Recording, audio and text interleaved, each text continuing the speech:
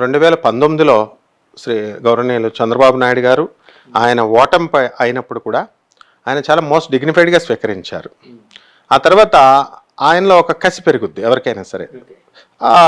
ఆ ఫెయిల్యూర్ వచ్చింది కాబట్టి నెక్స్ట్ నెమ్మదిగా స్టెప్స్ ఇప్పుడు వేసుకుంటూ సక్సెస్ని రీచ్ అయ్యారు. The same applies to Pawan Kalyan గారు కూడా. అలాగే ఈ రాజకీయ పార్టీలు ఏవైనా సరే ఇప్పుడు 2024లో క్లీన్ స్వీప్ చేసింది.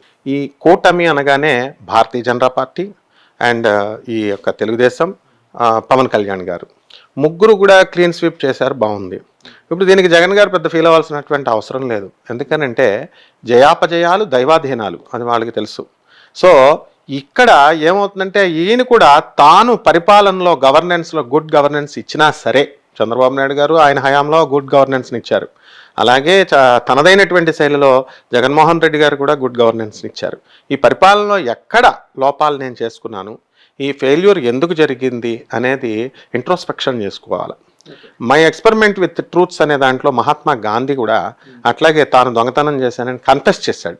నేను చెప్పిన ఇంటర్వ్యూస్లో చాలాసార్లు మన బ్రదర్ వేణుస్వామి గారు మరి ఆయన పాపం నాకు ఇక్కడే ఇదే స్టూడియోలో ఇంటర్వ్యూ చేసి తాను చెప్పింది జరగలేదని చెప్పి ట్రోలింగ్ చేసేటప్పుడు నేను ఒకటే చెప్పాను, వేణుస్వామి గారైనా ఎవరు చెప్పినా వాళ్ళంతా మన బ్రదర్స్, వాళ్ళు ఉన్నట్టు దాన్ని బట్టి చెప్తారు. అది తప్పు అయితే కన్ఫెస్ చేసుకుంటే తప్పు అయిపోయిందని క్షమాపణ చెప్తే అయిపోయా. సో ద సేమ్ ఈ రోజున ఆయన వేణుస్వామి గారిలో పరివర్తన వచ్చింది. నేను ఒక 2 months బ్యాక్ నేను చెప్పింది మన ఇదే ఛానల్లో వాళ్ళు పెట్టారు, వేణుస్వామి గారు ఎవరైనా సరే తప్పు అయిందండి, వీఆర్ నాట్ బ్రహ్మ, లార్డ్ బ్రహ్మ కాదు మనం. సో ఆ విధంగా చెప్పినప్పుడు పరివర్తన అనేటటువంటిది వచ్చింది, ఆయన చెప్పుకున్నారు, ప్రజలంతా ఆయన గౌరవిస్తారు. అదేవిధంగా జగన్మోహన్ రెడ్డి గారు ఏంటంటే ఇప్పుడు ఈ పరిపాలన సౌలభ్యంలో ఆయన తనదైనటువంటి స్ట్రాటజీలో ఏమనుకున్నారంటే బడుగు వర్గాల వారికి సేవ చేస్తే నేను మళ్ళీ సక్సెస్ అవుతాను అనుకున్నారు. ఆయన సక్సెస్ కోసం ఆలోచించే మనిషి కాదు చంద్రబాబు నాయుడు గారైనా జగన్మోహన్ రెడ్డి గారైనా. వాళ్ళకి ఉండేది ఏంటంటే అల్టిమేట్ ప్రజలకి ఏదో ఒకటి కొంత మేలు చేయాలా, పేదవాళ్ళకి చేయాలా, ఇది not for the under privileged వన్కి చేయాలా అని ఉంటుంది. సో ఆ విధానంలో ఆయన ఏం చేశారంటే జగన్మోహన్ రెడ్డి గారు, డాక్టర్ భారతిరెడ్డి గారు కూడా, ఆయన వైఫ్ కూడా భారతిరెడ్డి మేడం కూడా అదే చెప్తారు, ఏంటంటే మరి ప్రజల్ని మీకు డబ్బులు ఇస్తున్నారు, వీళ్ళందరినీ బద్దగస్తులు చేస్తున్నారు అని అంటున్నారు కదా మేడం అని మన శ్రావణి మేడం అడిగినప్పుడు ఆవిడ ఒకటే అంటారు, పేదవాళ్ళకి ఎంతసేపు చేయాలనే తపన ఆయనలో ఉంది. అందువల్ల వాళ్ళకి ఏ మూమెంట్లో అయినా అవసరం అవుతుందేమో, ఒక ముసలాం ఉంది అస్తమానం వాళ్ళ కొడుకుని అడగలేదు, ఒక 3,000 రూపాయలు ఈయన సేవ అందిస్తున్నారు. సో ఈ విధంగా వాళ్ళ పాదాల దగ్గరికి వెళుతుంది అనేటటువంటి సదుద్దేశంతో మేము చేశాము అని చెప్పేసి ఆవిడ చక్కగా చెప్పారు. And it's fact also. Okay, ఇప్పుడు అదే జగన్మోహన్ రెడ్డి గారే కాదు, అదే చంద్రబాబు నాయుడు గారైనా కూడా ఆయన సాఫ్ట్వేర్ రంగాన్ని అని చెప్పేసి ఆయన డెవలప్ చేశారంటారు. అదే కాదు, అండర్ ప్రివిలేజ్డ్ పీపుల్కి ఆయన ఎన్నో గృహ పథకాలు ఆయన చేశారు గతంలో. మొత్తం హైదరాబాద్ యునైటెడ్గా కలిసి ఉన్నప్పుడు, ఆంధ్రప్రదేశ్ అండ్ తెలంగాణ కలిసి ఉన్నప్పుడు ఇళ్ళ పథకాల్లో పేదవాళ్ళకి ఎంతోమందికి ఇళ్ళు ఇచ్చాడు ఆయన. అలాగే రోడ్లను బ్రహ్మాండంగా చేశాడు. అలాగే ఆయన ఏంటంటే ఒక విజనరీ లీడర్ ఆయన. సో హీఈస్ హ్యావింగ్ ఒక 10 yearsని ఆయన చూసి ముందు జరగబోయేది అంచనా వేశారు. Road planning, park planning, community hall planning ఎలాగైతే లేఅవుట్లకు వేస్తారో ఆ విధంగా చంద్రబాబు నాయుడు గారు ఆ స్టేట్ని, because is the CEO of the Andhra Pradesh state అనేటటువంటి మంచి పేరు తెచ్చుకున్నటువంటి వ్యక్తి ఆయన. సో ఆ విధంగా చేస్తారు. అయితే ఇక్కడ వచ్చేసరికి జగన్మోహన్ రెడ్డి గారు ఫెయిల్యూర్స్ కారణాలు మనం తెలుసుకుందాం. జగన్ గారి విషయం ఏంటి సార్? అంటే జగన్ గారి ఓటమిని ఏ విధంగా విశ్లేషిస్తారు మీరు? జగన్ గారికి ఓటమిని స్పిరిట్గా తీసుకునేటటువంటి గొప్ప గుణం ఉంది చంద్రబాబు నాయుడు గారికి కూడా. వాళ్ళు ఏంటంటే అంటే స్థిత ప్రజ్ఞత అని అంటారు చూడండి, అది ఉందంటారా? డెఫినెట్లీ. ఇప్పుడు లాస్ట్ టైం 2019లో చంద్రబాబు నాయుడు గారు జస్ట్ ఇంకా టీవీలో అలా సీట్లు ఇంకా వస్తున్నాయి, సగం కూడా డిక్లేర్ అవుతున్నాయి, ఆపద్ధర్మ ముఖ్యమంత్రిగా ఉన్న ఆయన వెంటనే గవర్నర్కి తీసుకెళ్లి రిజిగ్నేషన్ సబ్మిట్ చేశాడు. అది సో అది that is called as discipline.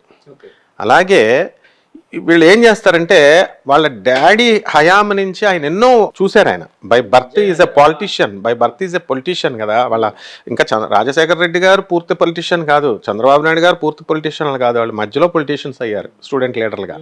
ఈయన పుట్టుకతోనే వాళ్ళ డాడీ పొలిటీషియన్ కాబట్టి ఈయనకి రాజకీయ లక్షణాలు తెలుసు, ఎప్పుడు ఏ స్టెప్ వేయాలో. అలా ఆయన ఏం చేశారంటే దీన్ని స్పోర్టివ్గా తీసుకొని కన్స్ట్రక్టివ్ స్టెప్స్తో వెళ్తారు. ఒక వ్యక్తిని చెప్తాను నేను, ఆయన ఏమంటాడంటే I am the creator of my own destruction అంటాడు. అంటే నా నాశనానికి నేనే క్రియేటర్ని కారణం, అంటాడు. నేనే అంటే కారణం. అది లయకారకుడి యొక్క లక్షణం. సో జగన్ గారికి తెలియదా ఈ ఓటమి వస్తుందని? తెలుసు. చంద్రబాబు నాయుడు గారు ఇవన్నీ కూడా ముందే ఎస్టిమేట్ చేశారు. నేషనల్ ఛానల్స్లో, మిగతా స్టేట్ ఛానల్స్లో వచ్చినప్పుడు వాళ్ళు మామూలు సర్వే చేస్తారు, వాళ్ళు ఓన్ పరిధిలో చేస్తారు. అవి అవ్వాలని ఏం కరెక్ట్ ఏం అవ్వాలి, ఇలాగ ఉండాలని ఏమి ఉండదు. ఇప్పుడు ఏ సర్వే అక్కర్లేకుండా ఆంధ్రాలో మొన్న నేను రాజమండ్రి వెళ్ళినప్పుడు తాళపూడి గ్రామం ఉంది. అక్కడ ఎవరిని అడిగినా సరే ఒకటే అనమాట, వచ్చేస్తుంది తెలుగుదేశం వచ్చేస్తుంది. ఎక్కడికి వెళ్ళినా అడిగినా సరే వచ్చేస్తుంది. అంటే ప్రజల్లో అదే విషయం నేను హైదరాబాద్లో కూడా చూశాను. ఎలా అంటే కేసీఆర్ గారు కాంగ్రెస్ వచ్చేస్తుంది, కేసీఆర్ గారు ఓడిపోతున్నారంటే అసలు నేను నమ్మలేదు అసలు. ఫస్ట్ ఏంటి కాంగ్రెస్ రావడం ఏంటి అని, వచ్చేసింది అనూహ్యంగా. తర్వాత రేవంత్ రెడ్డి గారు సీఎం అయిపోయారు. అలాగే ఇక్కడ కూడా ప్రజలంతా కూడా కంప్లీట్గా వాళ్ళు వచ్చేస్తుంది అన్నారు. అంటే ఇక్కడ ఏంటంటే ప్రజలే దేవుళ్ళు, ప్రజలు విజ్ఞత కలిగినటువంటి వాళ్ళు. వీళ్ళను పట్టుకుని ఇందిరాగాంధీ ఏమనేదంటే వీళ్ళంతా గొర్రెలు, ఆంధ్ర ప్రజలు అనేది. గొర్రెలు కాదు, వీళ్ళు చాలా మేధావులు.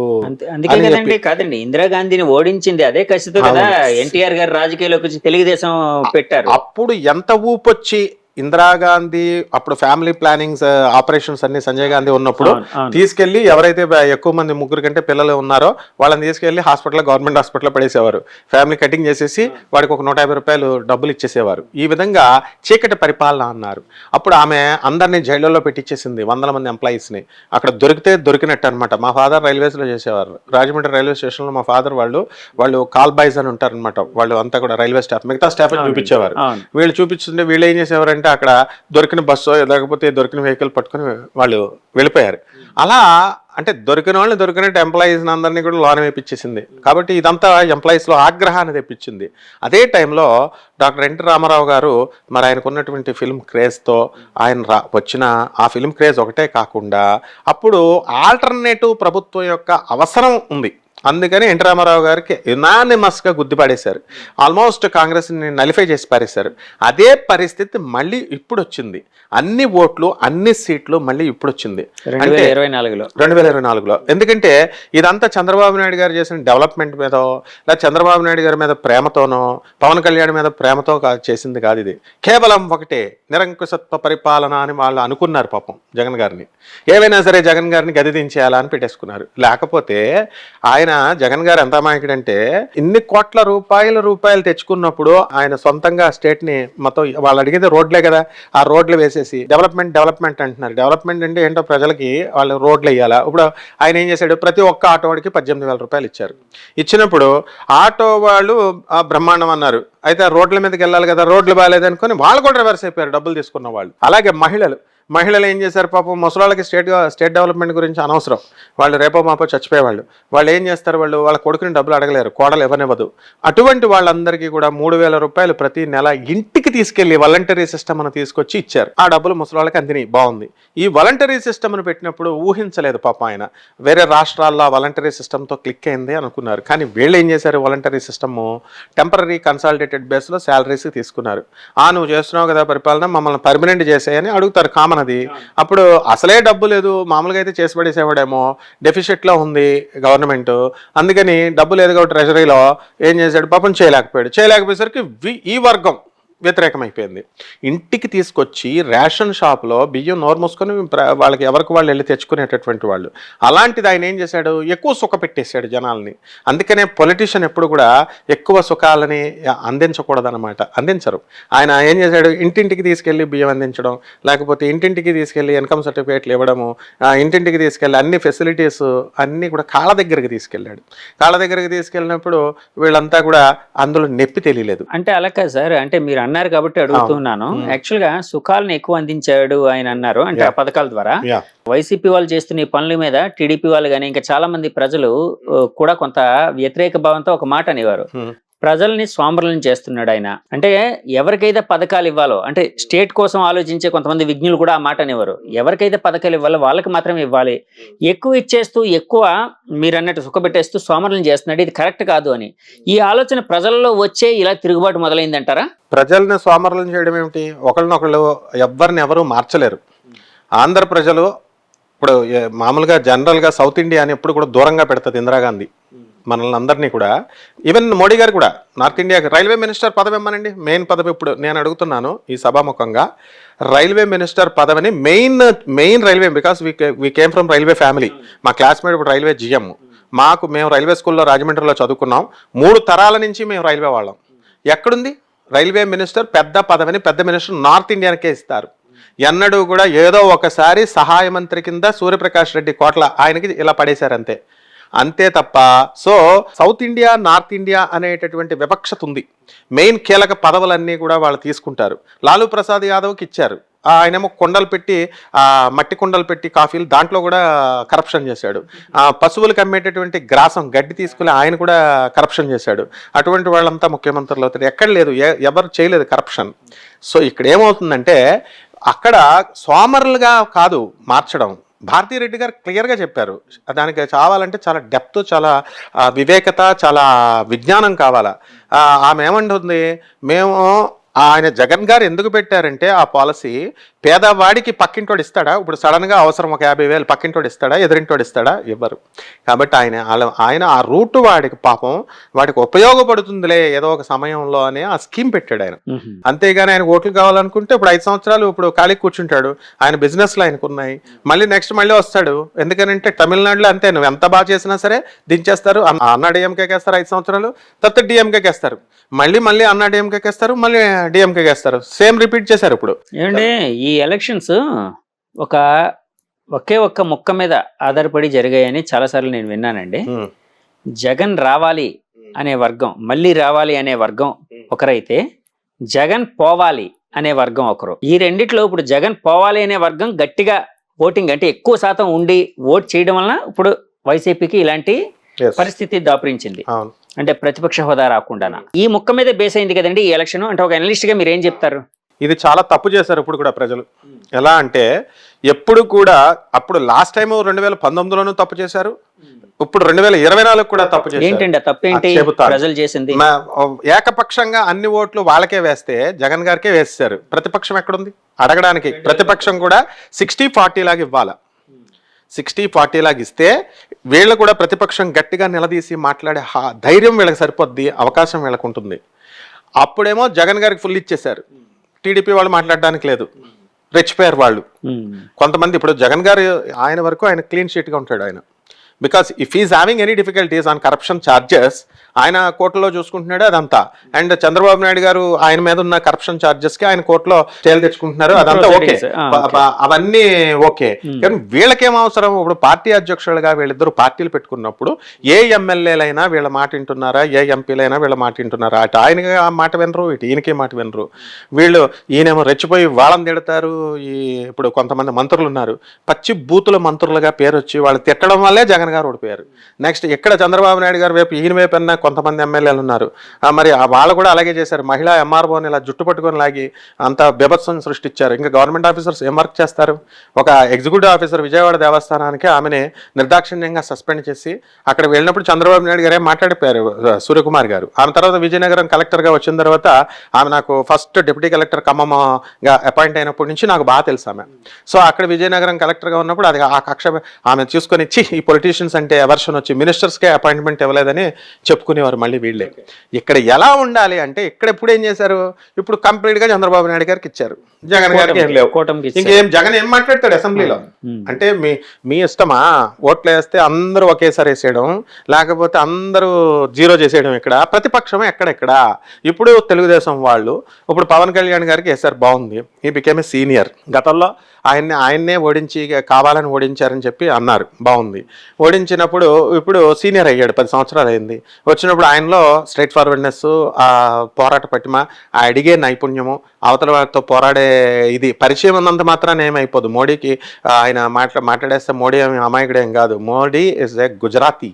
ఆయనకు తెలుసు అనమాట ఎవరిని ఎక్కడ పెట్టాలో. ఇటు జగన్ గారితోనూ టైప్ ఉంది, అటు చంద్రబాబు నాయుడు గారితో కూడా టైప్ మెయింటైన్ చేశాడు.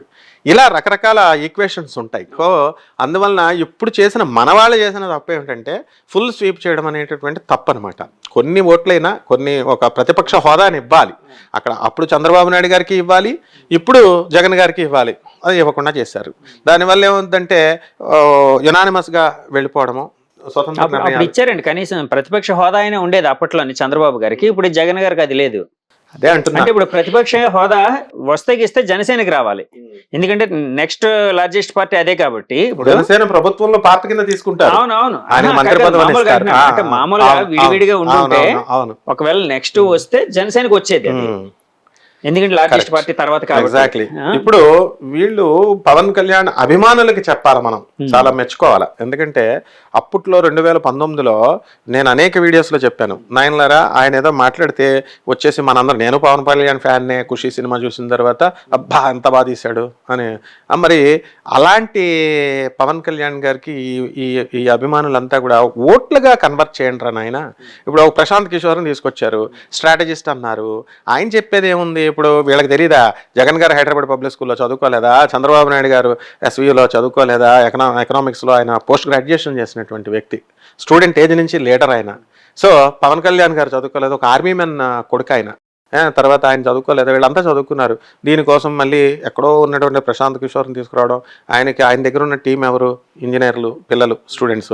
అదే పవన్ కళ్యాణ్ పిల్లలు అభిమానుల్లో ఐఐటీస్ వాళ్ళు ఉన్నారు, ఎన్ఐటీస్లో చదువుకున్న వాళ్ళు ఉన్నారు, ఇంజనీరింగ్లో చేసిన వాళ్ళు ఉన్నారు.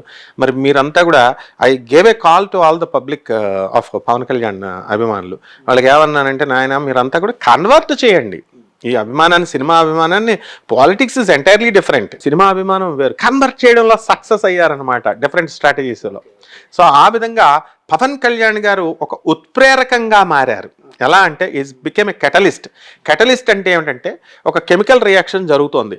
ఆ కెమికల్ రియాక్షన్ జరుగుతున్నప్పుడు ఒక పదార్థాన్ని మనం వేస్తాం, ఒక పదార్థాన్ని మనం వేసినప్పుడు అది స్పీడ్ చేస్తుంది, ఆ రియాక్షన్ని తొందరగా అయిపోయేలా చేస్తుంది. వితౌట్ ఆల్టరింగ్ ద రియాక్షన్, వచ్చేటటువంటి ఫలితాన్ని పాడు చేయకుండా ఆ రియాక్షన్ తొందరగా అయిపోయేలాగా చేయడాన్ని కెటలిస్ట్ అంటారు.